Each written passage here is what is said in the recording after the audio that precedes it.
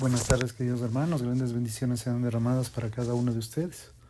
Continuando con nuestro estudio del libro de Hebreos, hoy con el capítulo número 5 de los versículos del 1 al 10. El tema de la enseñanza se llama el sumo sacerdote elegido. La palabra de Dios dice así: todo sumo sacerdote que es tomado de entre los hombres es constituido para el servicio a favor de los hombres delante de Dios, para que ofrezca ofrendas y sacrificios por los pecados. Él puede sentir compasión de los ignorantes, de los extraviados, ya que él también está rodeado de debilidad. Y por causa de esta debilidad debe ofrecer sacrificio, tanto por sus propios pecados como por los del pueblo. Y nadie toma esta honra para sí, sino porque ha sido hallado para Dios como lo fue Aarón. Así también Cristo no se glorificó a sí mismo para ser hecho sumo sacerdote, sino que se glorificó el que él dijo: Hijo mío eres tú, yo te he engendrado hoy, como también dice en otro lugar: tú eres sacerdote para siempre, según la orden de Melquisedec. Cristo, en los días de su vida física, habiendo ofrecido ruegos y súplicas con fuerte clamor y lágrimas al que le podría librar de la muerte, fue oído por su temor reverente, aunque era hijo aprendiendo la obediencia, por lo que padeció, habiendo sido perfeccionado, llegó a ser autor de una eterna salvación para todos los que le obedecen, y fue proclamado por Dios sumo sacerdote según la orden de Melquisedec. Tenga la bondad. La idea principal de este capítulo 5 de los versículos del 1 al 10 es: el nombramiento de Cristo como sumo sacerdote fue mayor que el de cualquier otro sumo sacerdote, por lo tanto puede conceder la salvación eterna a todos los que le obedecen. En el capítulo 5 continúa la línea del pensamiento en que el autor inicia en el capítulo 4, verso 14, mientras que en Hebreo 4 nos muestra la superioridad de Cristo y su impecabilidad como sumo sacerdote y en su capacidad de compararse de nosotros en nuestras debilidades. Hebreos 5 se centra en la superioridad de Cristo en su nombramiento como sumo sacerdote, un nombramiento que procede únicamente de Dios. Hebreos 5. Al igual que en los versículos finales del capítulo 4, continúa explicando por qué los cristianos pueden mantener firme su confesión, tienen un sumo sacerdote mejor. Por favor, en los versículos del 1 al 4, el sumo sacerdote típico. En Hebreos 5, versículo 1, identifica una de las marcas que definen el judaísmo. Israel podría rastrear una sucesión de sumos sacerdotes hasta Aarón. Aarón, el hermano de Moisés, fue el primer sumo sacerdote y representante del pueblo elegido de entre los hombres. Pero ¿quién lo eligió? ¿Lo eligió el pueblo mediante algún tipo de proceso democrático? No. Solo Dios nombró a los sumos sacerdotes. Este proceso no fue diferente con Jesús. Dios, al igual que hizo con todos los demás sumos sacerdotes anteriores, designó a Jesús de forma singular. El Padre lo eligió y lo asignó su tarea sacerdotal. Israel veía el nombramiento del sumo sacerdote como una demostración de la soberanía de Dios. Aunque Dios se sirvió de ángeles y otros agentes para declarar el nombramiento divino de Cristo, solo Dios lo nombró en última instancia. El propósito de Dios al nombrar a los sumos sacerdotes era que el sumo sacerdote pudiera actuar para el pueblo. Por lo tanto, era necesario que el sumo sacerdote fuera elegido entre el pueblo. Él representaba al pueblo cuando ministraba en el lugar santísimo ante Dios.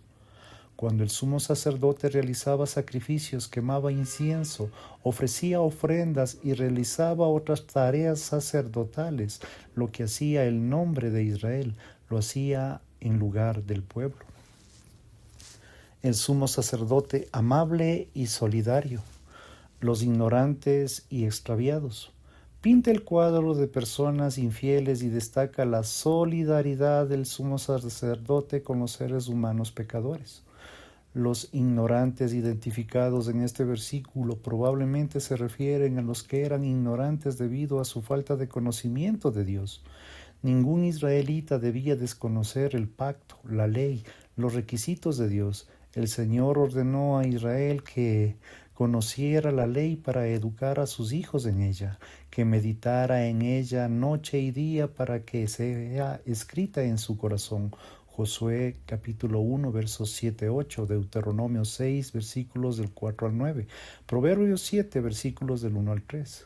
Además, Dios instruyó las fiestas para Israel que incluían la lectura pública de la ley y de la recitación pública de los hechos, precisamente para que los israelitas le conocieran y temieran y entendieran y conocieran mejor.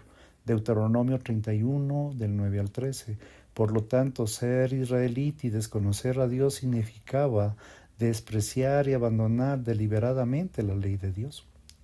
Sin embargo, el conocimiento de Dios por sí solo se demuestra por la fidelidad.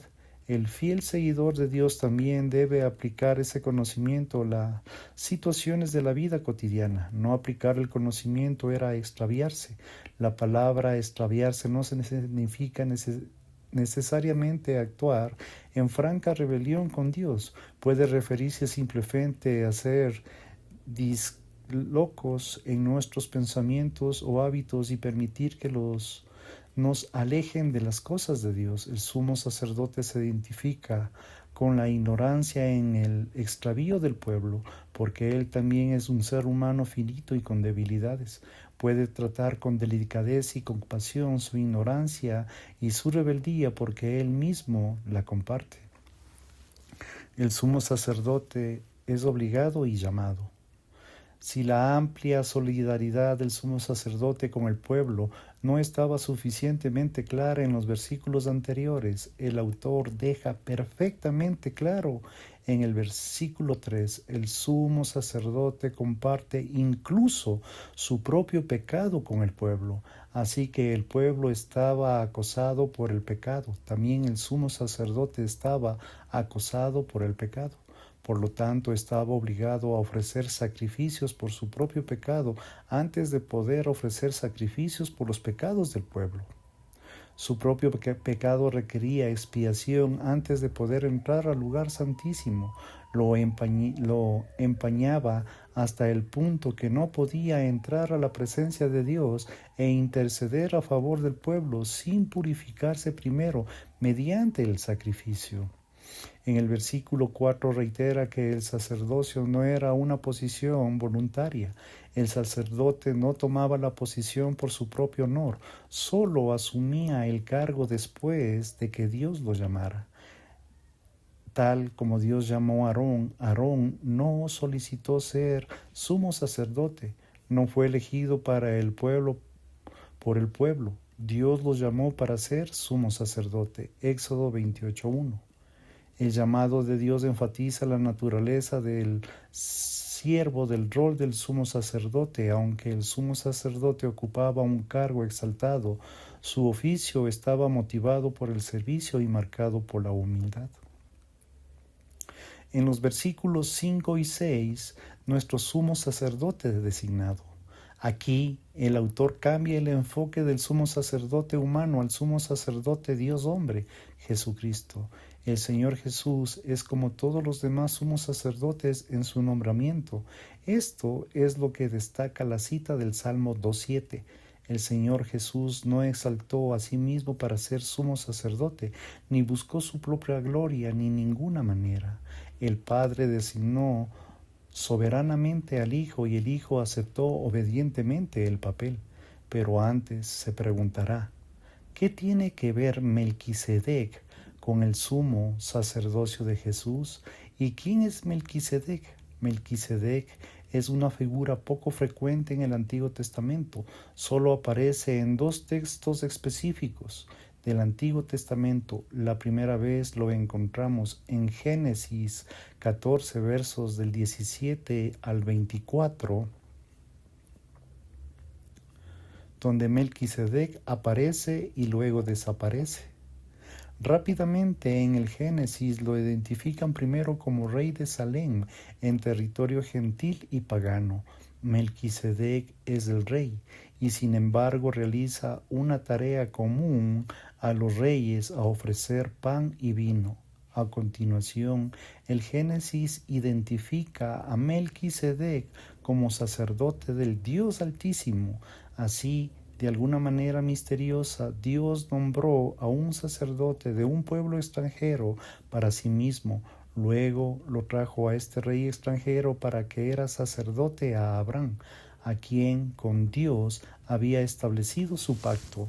Melquisedec primero bendice a Abraham, entonces Abraham, y responde dándole la 10ª parte de todo, y luego Melquisedec desaparece abruptamente, y luego vuelve a aparecer en el Salmo 110. El cumplimiento inmediato de este salmo tuvo lugar en el propio reinado de David, pero su cumplimiento final se produce más tarde en la línea de David, en el que se sienta a la derecha del Padre, Jesucristo. Dado a que Melquisedec aparece, tiene poco que ver con la naturaleza mesiánica de este salmo. La inclusión de su nombre probablemente había sorprendido a la audiencia original. Un sacerdote para siempre apunta a la figura mesiánica que cumple esta profecía y distingue la orden del sacerdocio de Melquisedec de otros sacerdocios. Otros sacerdocios tenían que tener una fecha de terminación porque todos los demás sacerdotes morían. La muerte les impedía servir como sacerdotes para siempre. Jesucristo, sin embargo, a causa de su resurrección de entre los muertos, sirve como sacerdote para siempre. Su sacerdocio no tiene fin. ¿Qué significa que el sacerdocio de Jesús sea según la orden de Melquisedec? Aunque es tentador pensar que según el orden se refiere a una línea de sucesión sacerdotal de Melquisedec o que Jesús vino de fuera de la tribu de Israel como lo hizo Melquisedec, esto no es el caso. No había ninguna línea de sucesión sacerdotal de Melquisedec y solo alguien dentro de Israel podría cumplir con la monarquía davídica. Por lo tanto, según el orden, debe significar que el sacerdocio de Jesús, como el de Melquisedec, nace en los propósitos soberanos de Dios. El orden, es decir, la naturaleza del sacerdocio de Jesús, es el orden soberano de la naturaleza soberana, al igual que Melquisedec.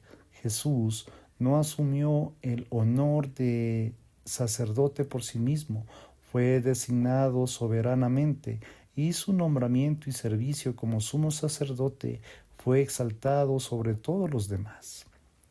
Por favor, siga conmigo. Preste atención de los versículos del 7 al 10. Nuestro perfecto sumo sacerdote. En este punto el autor se aleja a la base teológica que está sentado para dirigir su atención a la vida encarnada de Jesús durante su vida terrenal. Señala que el lector en el ministerio de Jesús, aunque Jesús estaba totalmente libre de pecado, esto no le exime de la fragilidad ni de la experiencia humana. Incluso Jesús se vio acosado por el dolor, la pena asociados con la existencia humana. Esto es lo que identifican las oraciones y las súplicas de Jesús. Señalan que podía que Dios para satisfacer sus necesidades y sostenerlo en todo momento. En este sentido, Jesús era como cualquier otro ser humano, con gran fuerte clamor y lágrimas. Recuerda la experiencia de Jesús en el huerto de Getsemaní, al que podía salvarle de la muerte. Corresponde ciertamente a este pensamiento, pero no hace referencia, no limita los fuertes gritos ni las lágrimas de Jesús y en su experiencia en el Getsemaní, pues Jesús afrontó la angustia de convertirse en pecado por los que creían en Él y soportó todas las cargas de la esencia humana de todos los días en su carne. La Escritura nos muestra que Jesús ofreció oraciones, súplicas, incluso antes de la cruz. Un ejemplo de ello es la oración del sumo sacerdote en Juan 17. Los clamores y las lágrimas eran habituales en la vida de la oración del Señor Jesús.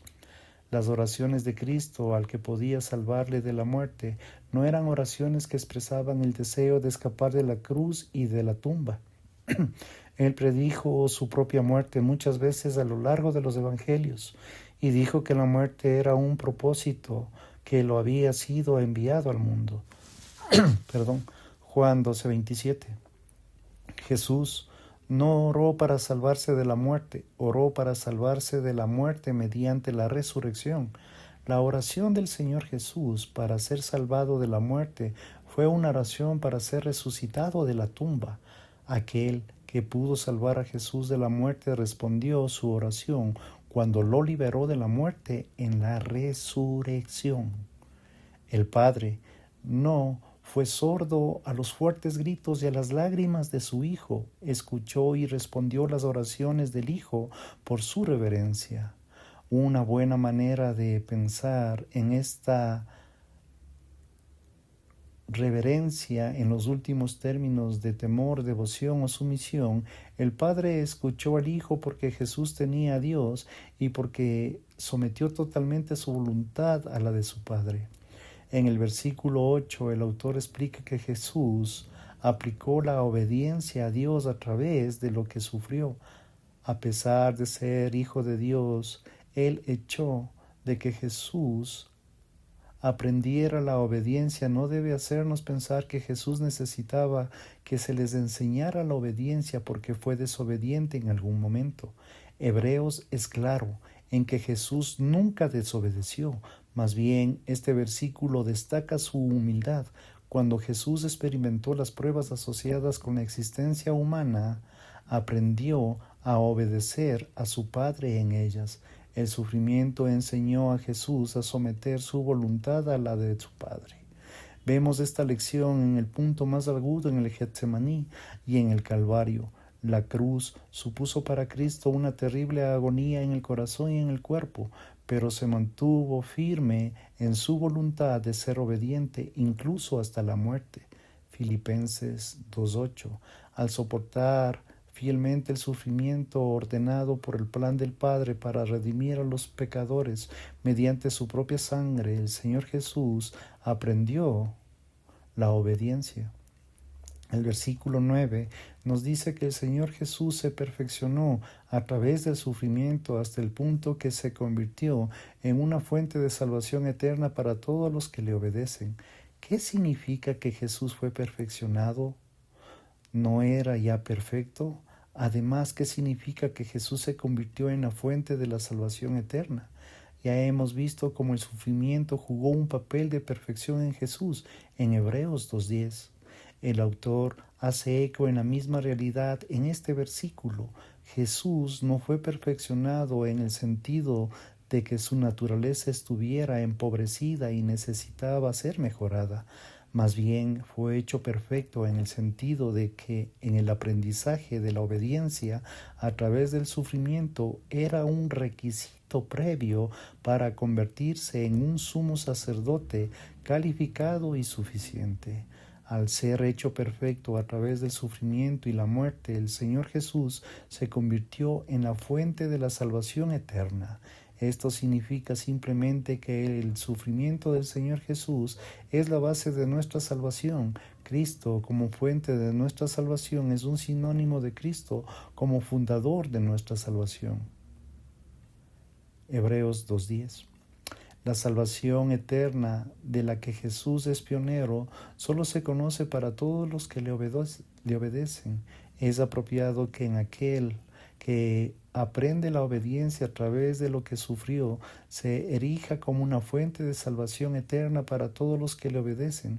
Según uno de los temas principales del libro, el autor de Hebreos vuelve a animar a su pueblo obedeciendo a Jesús y no abandonar su fe.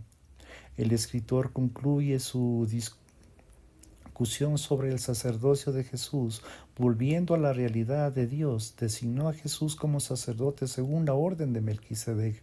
La seguridad de nuestra fe está en el hecho de que Cristo mismo es un sacerdote para siempre, según esta orden. Por lo tanto, la seguridad de nuestra salvación y nuestra posición ante el Padre están arraigadas en el sacerdocio de Jesús, un sacerdocio que proviene soberanamente de la designación del Padre. Es un sacerdocio que se perfeccionó mediante el sufrimiento y la muerte en la cruz. Gracias, queridos hermanos, que el Señor los bendiga. Si el Señor lo permite, estaremos en una próxima enseñanza. Bendiciones.